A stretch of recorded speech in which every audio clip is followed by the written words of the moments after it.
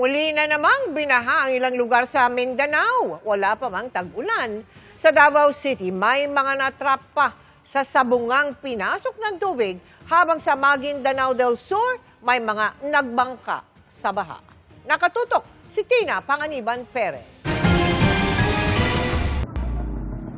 Kinailangan ng magbangka ng mga residente ng Sultan sa Barongis, Maguindanao del Sur dahil ang kanilang kalsada nagmistulan ng dagat ng baha. Ang tricycle na ito itinutulak na lang sa taas ng tubig. Maraming bahay ang lubog sa baha. Ganyan din ang sitwasyon sa Barangay Papakan, kung saan pati ang isang moske pinasok na rin ng tubig baha.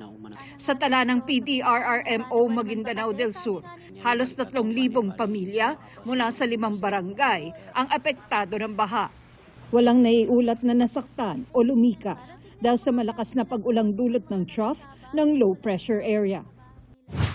Sa Davao City, naantala ang pagsasabong ng 30 residente sa Barangay Tamugan.